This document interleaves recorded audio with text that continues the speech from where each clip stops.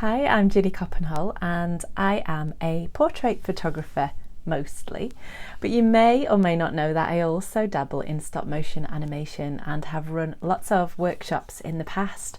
And when I saw that the Creative West End were looking for some virtual projects, I thought that animation would lend itself brilliantly to that. So this project is in collaboration with the Creative West End and funded by Creative Civic Change.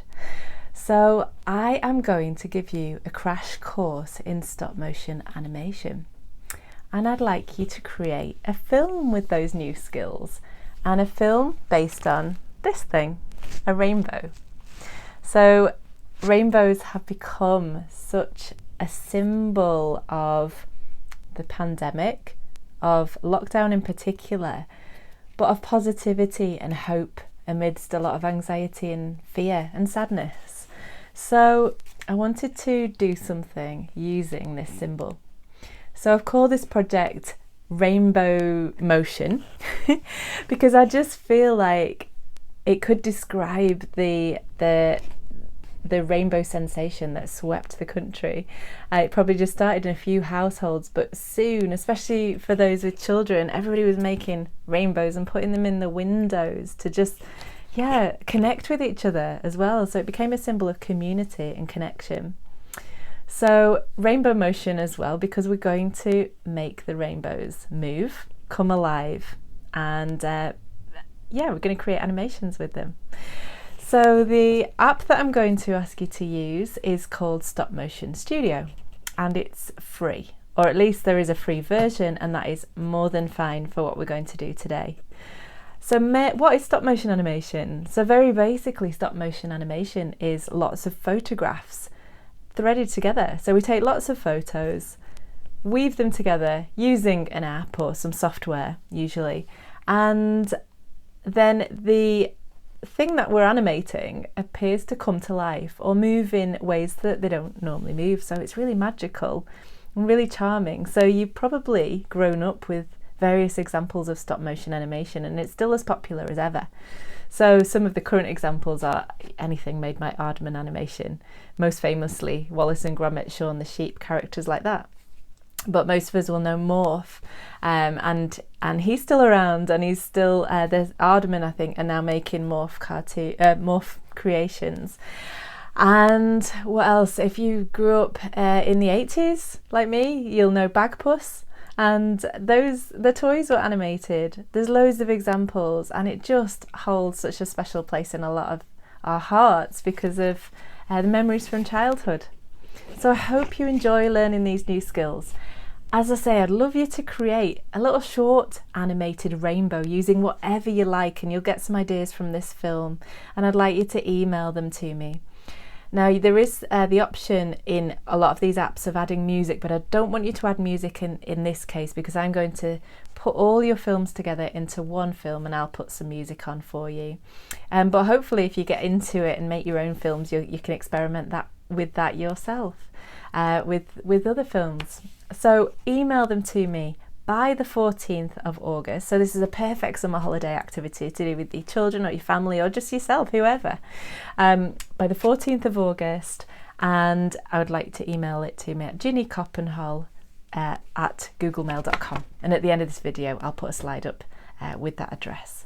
So once I've put them all together and added music, then we can share them on the Creative West End's social media pages and website. So do look out for that.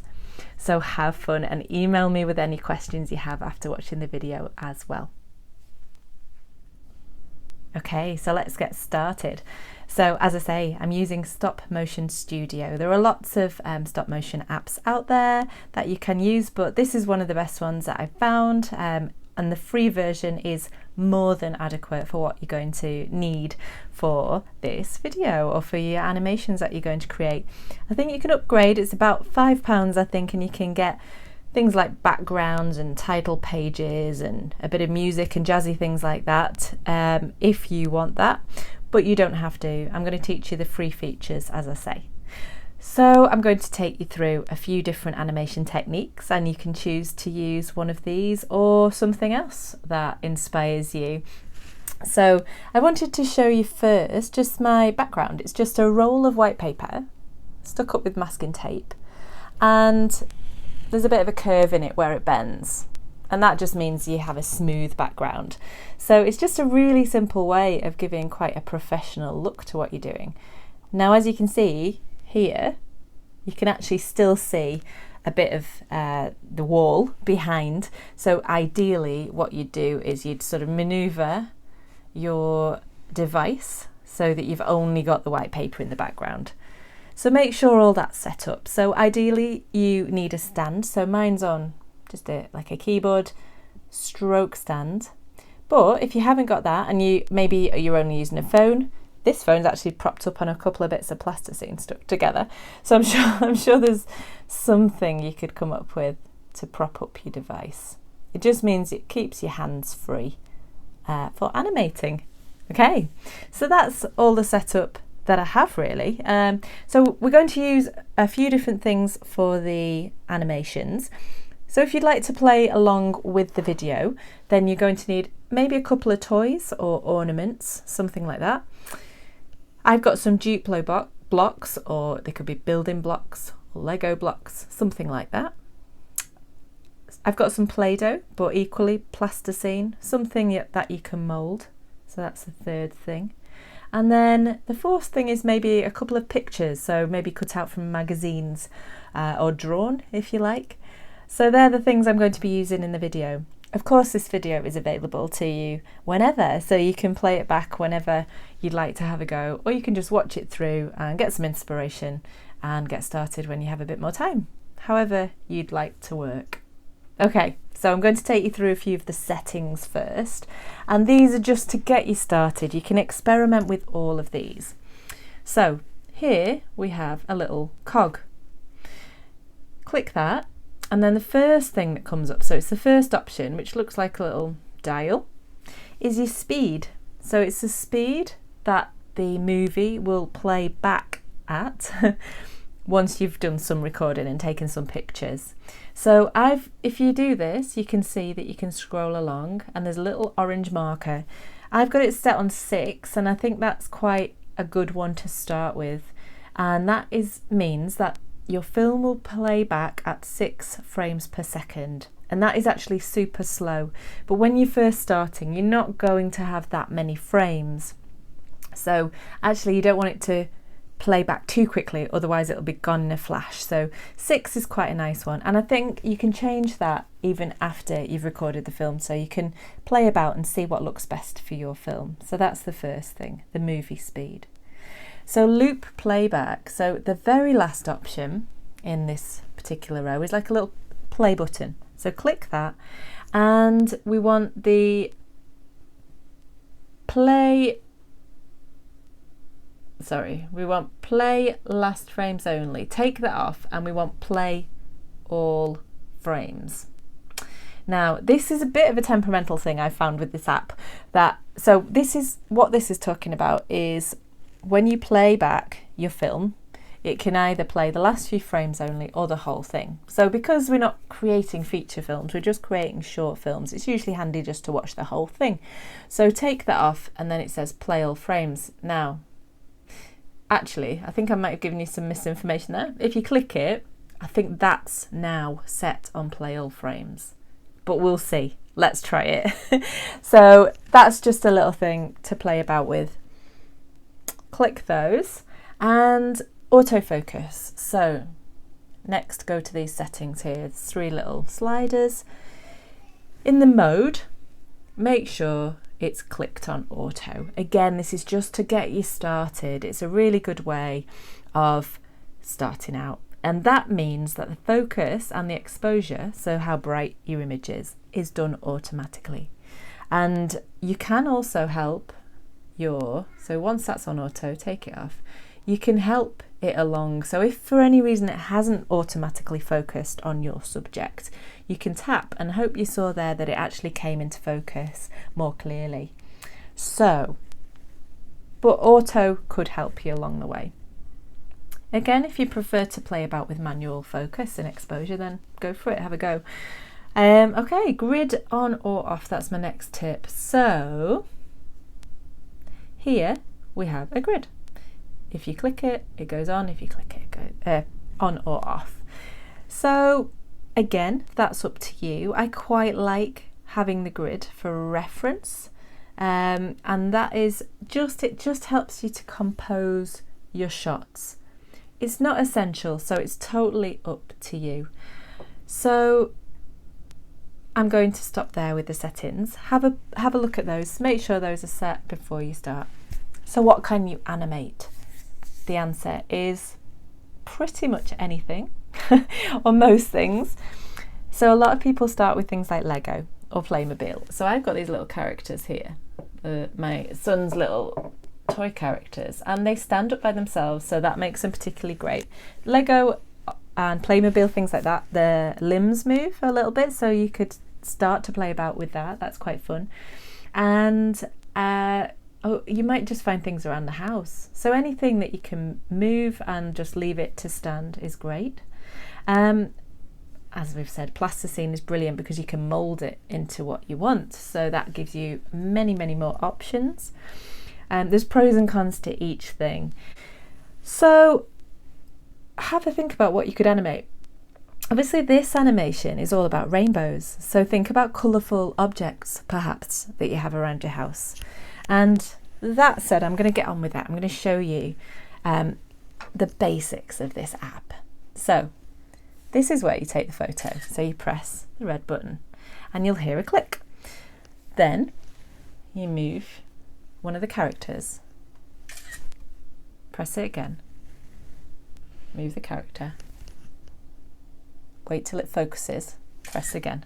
As I say, if it doesn't focus, if it struggles for whatever reason, and sometimes it's the lighting, you might need to improve that, then you can tap the character, as I say, and just say, oh, that's the thing I want you to focus on.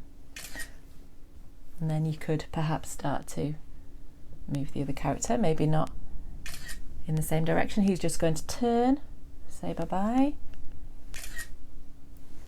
He's going to just look at him again. You can move two things at once so they both do something. Okay, so we have 10 frames now. As you can see along the bottom, it's taking photographs. And in order to play it back, sorry, it's that one. Giving you the wrong information. Just under the camera button, the shutter button, is a playback button. And it's as simple as that. That's essentially it. So, for example, if you had lots of colourful items in your house, whatever they may be, you could arrange them in a rainbow order to be introduced into the frame, and they could move around, they could do a dance, whatever you think. There's no limits to this really. So one important thing, as I was moving the objects, you'll have seen a little ghost version of your subject. So that is a crucial thing in animation. This is called onion skinning. And onion skinning is brilliant. What it does, it allows you to see where the previous frame is, where the previous shot is. And then because of this little trick, you can see how far you've moved your object, so you can avoid moving it too quickly. You don't want too big a space between one frame and the next because it will look more jerky. So have a go at just moving it in small increments. But also, if you knock it and it flies off the screen, you know where it was. So you can put it back to where it was, which has saved me many a time. Okay, so I'm going to just wait till it focuses again and click the button. Now, the way that you can control this is, can you see here, as I'm sliding, it gives more weight to the new shot, or if you go the other way, more weight to the previous shot. And what you want is somewhere in between so that you can see both. Now there's another trick, and I would always only ever have it on one onion skin, and it says 1 here. However, with this app, you can actually put it on 3 previous frames or even 5 previous frames. And I'm not sure of the reason at this level that you would need that. So, and I guess it's maybe again to see that you just check in to see whether you've moved it a similar distance each time, if that matters. But for the most part, you're only going to need to know the last frame. So that's really a great thing in apps like these, and that's what helps you to create stop motion animations. That's one of the key features. Okay, so that's it, but I'm going to show you some more techniques now. So what else? Is there anything else I need to tell you? So we've done playback, which is this, moving around, and we've done, so you can scroll through frames as well. If you want to get to a particular frame, you can scroll, and you can, once you're actually at one, you can tap that frame, and you can actually delete frames from here as well. So if you manage to get your hand in shot, for example, you could delete the frame if you wanted, and that's really handy as well, no pun intended. So that's all I want to tell you just at this moment in time. I'm going to show you something else now. So time lapse. This is great as well. So whilst I just said in general you don't want to keep your hand in shot because you want to give the illusion that these characters are moving by themselves, there's something called time lapse, and you've probably seen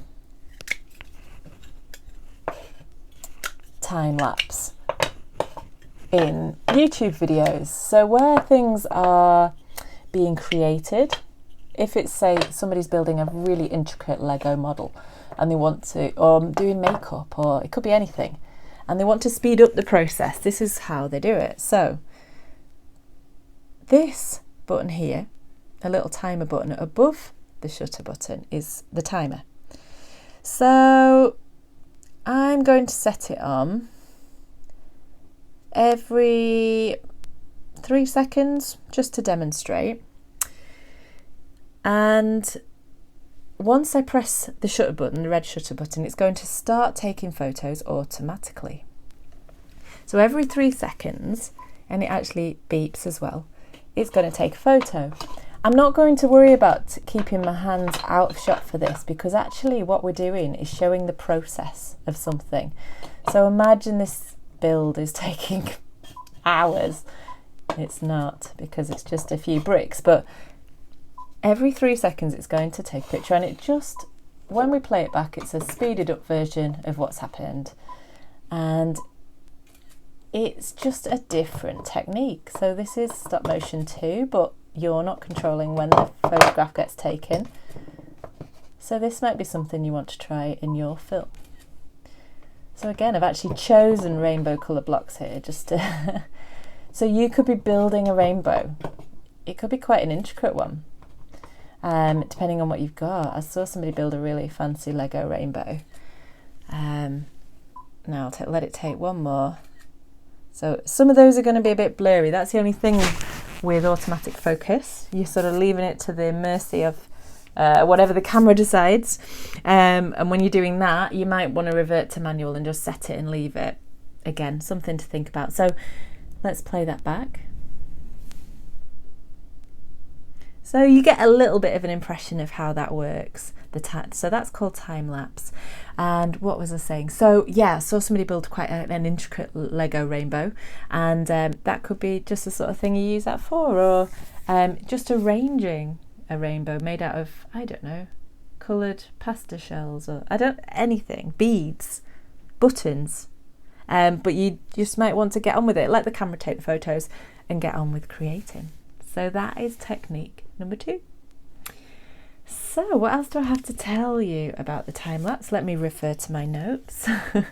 Okay, just something else to point out here.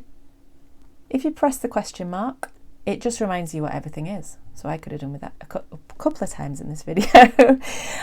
So you'll see a lot of things I've already pointed out. Onion skinning, capturing, timer, play button, camera settings. We've already done a lot of this.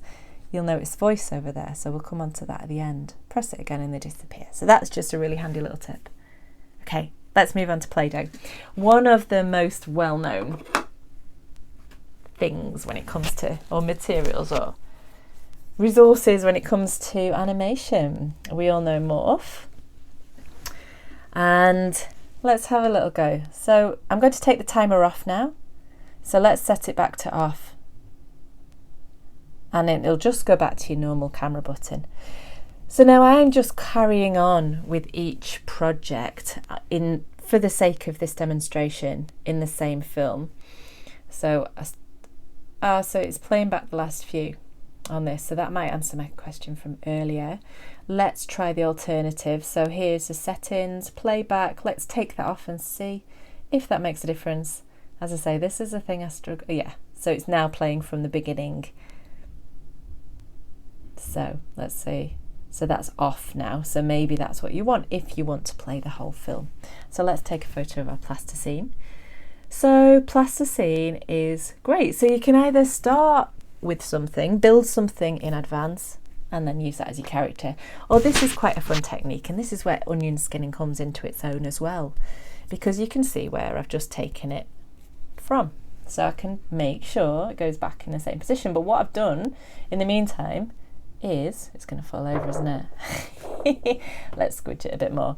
Is just change the shape a little bit. So what you can start to do, let's just make sure it's focused. Take another one. You can always take a couple to be sure, and you can always delete them later, whatever you like. I'm going to slowly but surely make something, and I'm not really in this demo, but you can see I'm going to change the shape. You could start with a blob and it could become a person, it could become an animal, it could become a rainbow, of course, in the theme of what we're doing. So you could start off with blobs of different colour plasticine or Play-Doh in rainbow colours, and then they could slowly morph, hence morph's name, into a rainbow, or a rainbow shaped person, or whatever you want. So this is looking a bit like a skipple or something, but if you can get some googly eyes, then that will transform if you want a little character. So let's put one in and take a picture. So he's just appeared, and then his other eye is going to just appear, and it automatically looks like a cute little character. And then you can, even start to move him or her about the screen. So he was a blob. I'm saying he, I don't know why. She was a blob. She's morphed into a little cute little character that's now walking off screen. Okay, I think that's probably enough. So as I said before, we're going back to the first demo, time-lapse demo, and then we've created a little character. So that is technique number 3, and I love Play-Doh, plasticine, things like that. So yeah, I think that's all you need to know for that. Okay, yeah, actually something else is if you want a pause in your film, so you can go back to the frame. So I'm going to go to the frame where I've put 2 eyes in. You can actually pause that one frame for however many seconds you want. So let's say 5 seconds. So when it plays back, I love this feature of this app. When it plays back, it stays on that frame for 5 seconds. So you can actually look at it. So it works really well if you want to put some text in, or a little speech bubble, and you want someone to read something, and you're worried that it's going to flash by too quickly. So let's play that back. So let's just scroll it to there. Oh, there. So it was quite quick still. So now I should have left it on the playback where it just plays the last few, shouldn't I? So anyway, so it didn't seem like 5 seconds, but it definitely paused it for a few. But you can play back with that anyway. So that's a really good little tip as well. So it means if something's just whizzing by too quickly, you can sort that out. Okay, that was technique number 3. So we've done characters using found objects. We've done time-lapse, so speeding up a construction or a making of something. And we've done morphing or Play-Doh, or things that are malleable. That's the word, isn't it? Okay, and my last technique that I want to show you is Cutout. animation. So here we have a bird. Let's take a picture of him just so you can see a bit more clearly. Now I've laminated these, which it maybe wasn't the best idea. So because we've got onion skinning on, that's why you can see both. Because it can reflect the light a bit too much. Okay, but anyway, we'll work with what we've got. So cutout animation. What other character shall we use? So these are things I use for workshops. So I'm going to put a dog there. Oh no, you can't see him, sorry. He's off the frame. Now, just the same as before with the characters. So we move things about and have them interact, but these are 2D, they're pictures. So again, it opens up some creative freedom because you can actually draw whatever you want, can't you? Make your own pictures. If you enjoy drawing, or that's one of your talents. You can draw bits of pictures and bring them together in the animation. So we've got options here. Now, often cutout animation works better overhead. So I'm not sure you're going to be able to see this, but if I lift this like this, it will be more overhead onto your objects, your flat pictures, and you'll get more of a better sort of perspective on them.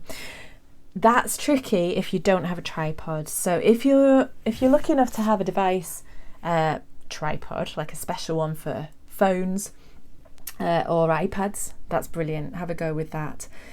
You could try fashioning something, but I'm not sure. I'd be a bit worried that it might fall. Otherwise, yeah, you could try holding it, but you'd have to sort of like peer over the top, press the buttons. Yeah, so that's something else to try. Just another option for you.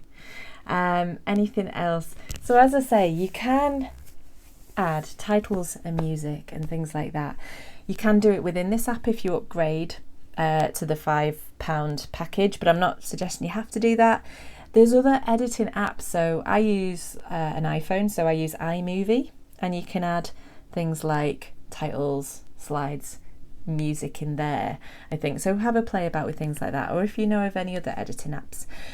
For this project, you don't have to add any of that. I'm not expecting that or asking for that. It's just if you want to. But that said, actually, what I'll probably do is put my own music on. So actually, I'm going to go back on what I just said, and I'm going to request that you don't put any music on, because I'll probably choose some music. Once I combine all the films that come in, I'll choose one piece of music to overlay over it all. And that also keeps it simpler in terms of copyright and what we're allowed to use. So I'll make sure that it's copyright free. On that note, if you get into this and you want to put music on, the YouTube audio library is brilliant if you've got a YouTube account, because they give it away, and sometimes they ask you to credit the artist, but sometimes they don't. So that's another little tip for you should you get into it more. But for these videos, for the rainbow animation, for this project, I ask that you don't add music, and that you just send it to me as it is.